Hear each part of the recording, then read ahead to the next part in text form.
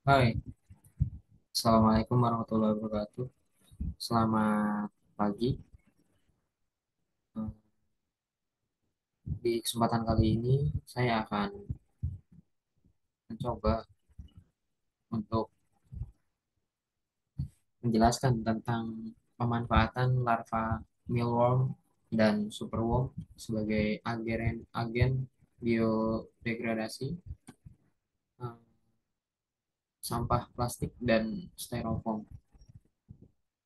Eh, Langsung saja kita mulai videonya.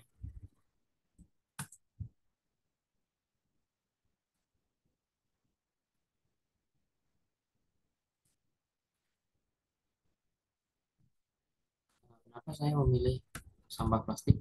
Karena sampah plastik memang tidak dipungkiri, sampah plastik adalah salah satu masalah yang besar bagi kelangsungan hidup alam semesta. Maka dari itu, semoga dengan adanya metode ini dapat menjadi solusi bagi permasalahan sampah plastik yang ada. Untuk sampah plastik, jika satu atau dua saja, itu terlihat estetik. Namun, bagaimana jika jumlahnya banyak? Bisa dibayangkan uh, gunungan sampah di Bantar Gebang. Mungkin itu salah satu contoh yang paling nyata di sekitaran kita.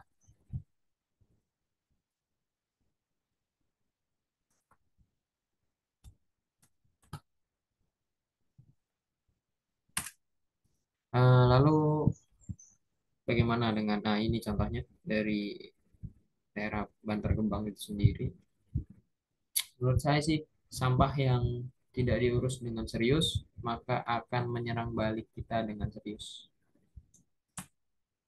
Kemudian ya proses pemurnian plastik daur ulang misalnya memerlukan pemanasan dengan bahan kimia atau untuk menghilangkan kotoran-kotoran dan bahan kimia yang berbahaya yang menempel di plastik. Hal ini akan menimbulkan dampak negatif terhadap lingkungan dan kesehatan manusia jika tidak dilakukan dengan benar. Kemudian ini adalah beberapa contoh pengolahan sampah yang ramah lingkungan dengan biaya murah. Contohnya ada pengomposan. Ini proses pengomposan biasanya untuk sampah-sampah organik seperti sampah rumah tangga, sampah-sampah uh, restoran bisa kita gunakan untuk media sebagai kompos. Kemudian ada daur ulang, itu recycle, pemakaian ulang, seperti ya recycle, proses kita mendaur ulang sampah-sampah yang masih memiliki value, masih memiliki nilai untuk daur ulang. Ada seperti contohnya botol plastik, air mineral, galonnya masih bisa kita manfaatkan lagi. Kemudian apa itu degradasi? Degradasi itu plastik atau barang sesuatu apapun yang dapat yang sudah melalui proses penguraian, pengikisan atau ya menjadi dia menjadi lebih kecil, lebih lebih ukurannya lebih kecil. Nah, di sini proses degradasi adalah proses di mana suatu benda material mengalami perubahan atau kerusakan secara bertahap. Dalam konteks sampah plastik, degradasi mengacu pada proses di mana material plastik memecah menjadi bagian lebih kecil. Nah, jika biodegradasi, itu adalah proses di mana bahan organik atau zat kimia atau plastik tersebut diurai oleh mikroorganisme seperti bakteri, jamur, alga menjadi senyawa-senyawa yang lebih kecil, sederhana, bisa berupa air, karbon, dioksida, dan senyawa organik lainnya. Kemudian ada agen biodegradasi. Ia adalah organisme yang akan saya gunakan untuk proses degradasi sampah plastik dan adalah ulat Hongkong dan ulat Jerman. Keduanya bisa menjadi alternatif agen biologis yang dapat digunakan sebagai biodegradator dari sampah plastik tersebut. Lalu Ada, nah ya, ini adalah agen biodegradasi organisme yang digunakan. Kita adalah ulat Jerman, ulat Hongkong. Keduanya bisa menjadi alternatif. Seperti ini gambar dari ulat Hongkong, ulat Jerman, lalu ini perbandingan keduanya. Sebenarnya bentuk mereka cukup sama, tapi yang membedakan adalah ukuran dengan corak warnanya dari kulit kedua organisme tersebut. Kemudian bagaimana bisa hewan sekecil itu merubah sampah plastik dan styrofoam menjadi kompos? Kompos di sini berupa kotoran dari hewan tersebut, dari kedua organisme tersebut. Lalu, nah di sini potensi larva mealworm dan superworm sebagai agen biodegradasi. Larva dari mealworm atau Terebrio molitor dan superworm Zoopabas Zoopabas morio ada serangga yang memiliki potensi besar sebagai agen biodegradasi sampah plastik dan styrofoam. Kedua larva ini mampu mencerna dan memecah komponen polimer penyusun plastik dan styrofoam menjadi senyawa yang lebih sederhana. Kemampuan ini disebabkan oleh enzim dan bakteri simbiotik dalam sistem pencernaan larva yang mampu mendegradasi rantai hidrokarbon, penyusun plastik, dan styrofoam. Hal ini menjadikan larva mealworm dan superworm tersebut sebagai solusi alami yang ramah lingkungan untuk mengatasi masalah sampah plastik dan styrofoam. Kemudian kemampuan larva mealworm dan superworm dalam mendegradasi styrofoam sampah plastik itu larva mealworm dan superworm memiliki enzim dan bakteri simbiotik yang mampu memecah rantai hidrokarbon, penyusun plastik, dan styrofoam. Dalam studi eksperimental, larva mealworm dan superworm terbukti dapat menurunkan massa dan volume plastik styrofoam secara signifikan dalam waktu tertentu. Kemampuan biodegradasi pada larva mealworm dan superworm disebabkan oleh enzim kitinase, lipase, dan amilase yang dihasilkan oleh sistem pencernaan mereka. Lalu di sini adalah mekanisme biodegradasi oleh larva mealworm dan superworm. Yang pertama ada sistem pencernaan yang unik. Unik bisa dikatakan karena larva dari keduanya itu sistem pencernaannya bagus karena itu tadi apa namanya komponen polimer plastik dan styrofoam ini bisa dipecah oleh enzim lipase amilase yang dihasilkan bakteri simbiotik memainkan peran penting dalam proses ini. Kemudian degradasi rantai adalah enzim-enzim tersebut rantai hidrokarbon dan panjang plastik dan styrofoam menjadi molekul yang lebih sederhana CO2 dan H2O yang dapat lebih lanjut oleh larva. Kemudian pemanfaatan nutrisi hasil degradasi komponen plastik dan styrofoam ini kemudian dapat diserap larva menjadi sumber nutrisi dan energi untuk pertumbuhan dan perkembangan mereka. Kemudian efektivitas larva mealworm dan superworm dalam mendegradasi sampah plastik dan styrofoam itu secara matematis ya.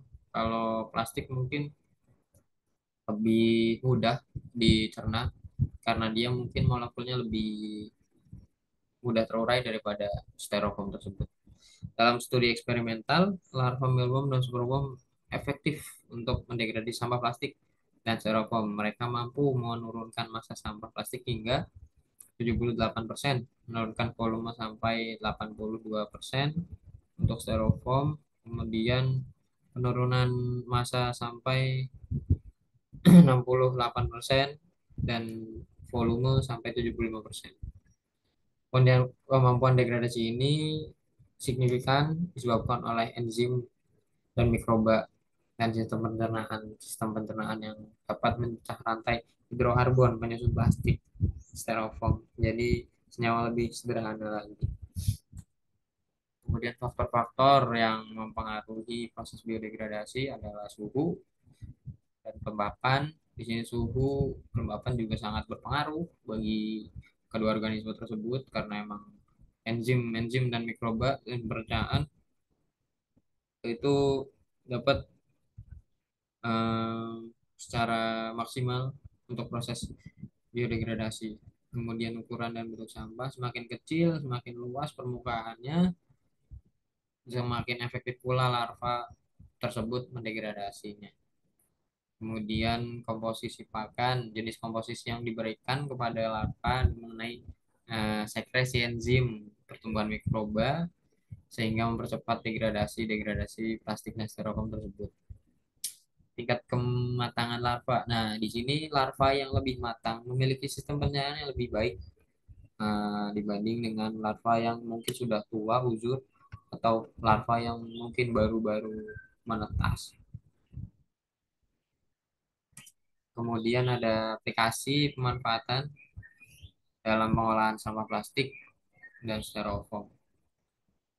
Bioremediasi lingkungan. Di sini dijelaskan bahwa larva mealworm eh, dapat dimanfaatkan sebagai bioremediasi lingkungan yang tercemar oleh sampah plastik styrofoam. Keduanya larva tersebut ditempatkan di tempat yang untuk mendegradasi polutan secara berkelanjutan.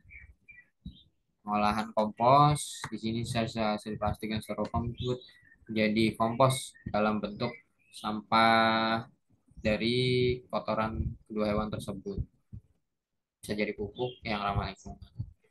Kemudian ada edukasi masyarakat, pemanfaatan larva mealworm dan superworm sebagai agen biodegradasi. Dapat kita lakukan edukasi ke masyarakat sebagai pengolahan plastik dan styrofoam yang berkelanjutan.